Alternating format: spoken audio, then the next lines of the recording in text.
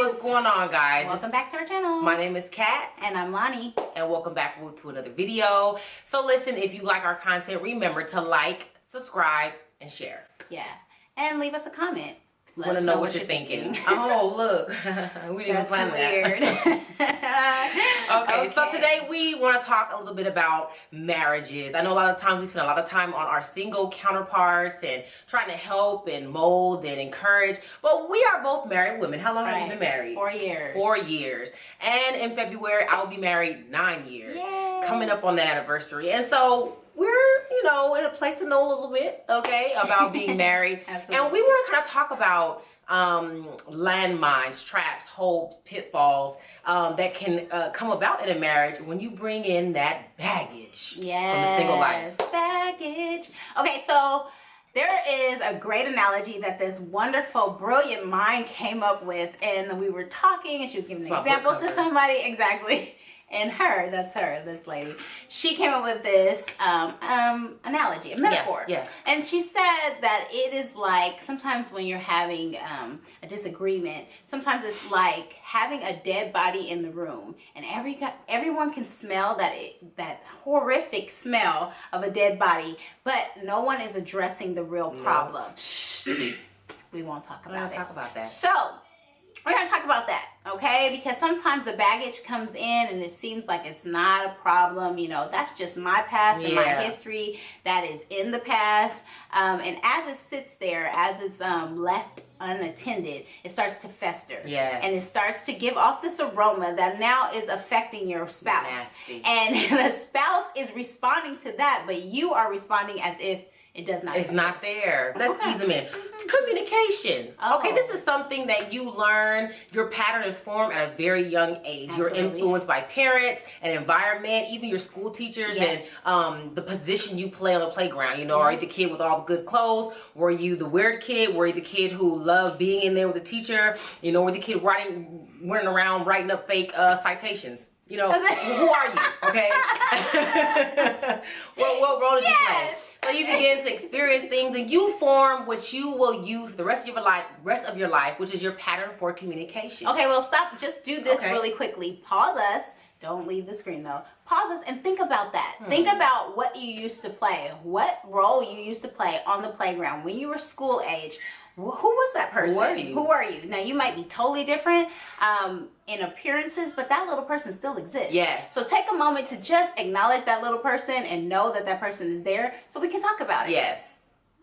Okay, so after you've done that, I would like you to then kind of take a minute to think about, how do you communicate? Now, it's one thing to perceive yourself as this great, articulate, awesome communicator, but you have to account for your emotions, situations, background experiences. So you think about, how do I communicate? Now, for me, I'm going to use myself as an example. My mother was deaf in one ear. Literally, she could not hear on her left side. And so I would have to speak very loud at home. We had special ordered phones from the phone company. Now, this is a long time ago when we had the phone company. And so they would send her these special phones for hard of hearing people. The TV would be up loud. TTYL, yes. Because I'm hard of hearing. Oh, see? We're kin. We didn't even know it.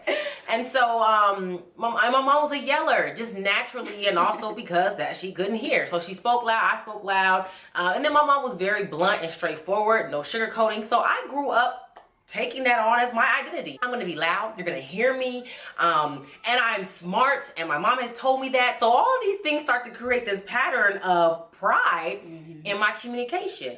And then one day I decided, you know, hey, let's do this. Let's get married. You know, not like that. But you fast forward. And now I'm in a relationship with a man whose mother was very quiet, very soft-spoken, very funny, kept to herself, almost an introvert.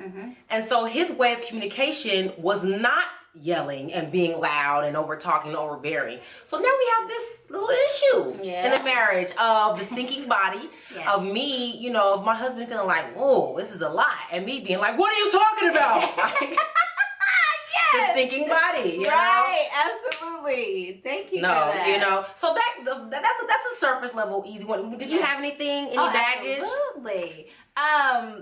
First of all, that's heck of funny with the communication because my parents weren't deaf, but my mom was still loud. That's it. She's just country, so she's just loud. And I had to learn, in order to get my voice heard, you had to be louder than the loud. Like, that's already the standard level of loudness. So you had to project. You had to bombard the conversation. You had to speak over people. That was my norm. You know what I mean? Like, to get my needs met. Like, you know, if I didn't care, I don't care. Let them be loud by themselves. But if I needed something, I had to speak up over it. You played the game. So yeah, you got to get in there. You know what I mean? Like, so that definitely had its, like, you know, you had to deal with that when you're dealing with somebody who didn't come from a family like that. But I also wanted to just say, when you said that about communication, you know, you're talking about emotions and things like that. A great thing to do is to hold yourself, okay? Just hold your emotions and give your spouse the space to give you feedback on how you communicate. Because the reality is that there's something called intention, what I intended to do, and then perception. How did they perceive it? Correct. Now, I can have the intention to say to her, I think you look really cute today. But what comes out is, you think you cute, huh? Boom. Now, she feels attacked.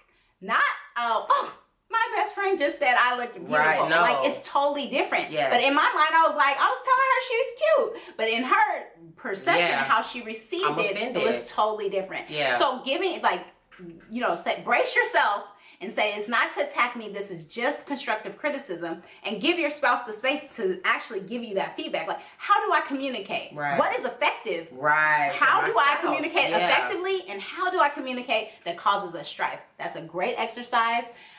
Please make sure that, you know, this is good for married couples to do continuously, not just when you when you first get married. Yeah, because things change, and like she said.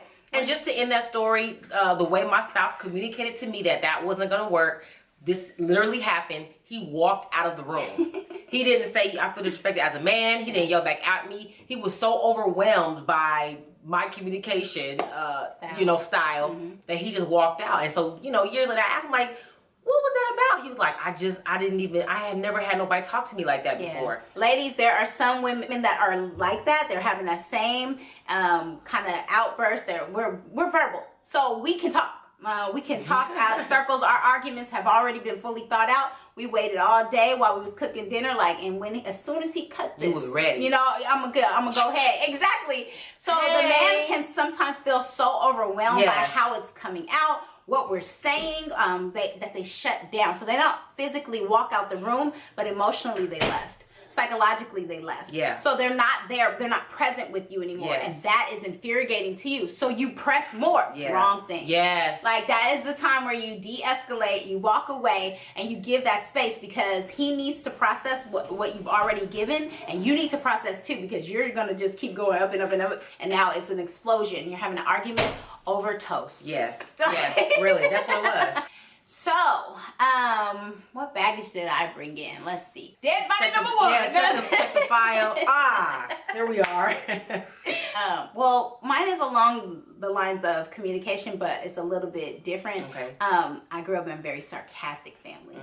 And sarcasm really is rooted in anger. Like, it's a way for people who are, who consider themselves smart, to kind of like stab you a little bit, jab you a little bit. Death by 1,000 cuts. Exactly. It's like, okay, no problem. You know, like, oh, I was just joking. Like, it's a veiled attempt to really jab at you. And so that would come up in the, you know, but I speak sarcasm fluently. So I wasn't aware of it. I wasn't thinking like, I know how to get him. Here's a sarcastic remark. Like, it was just, that's my second language. So let's go.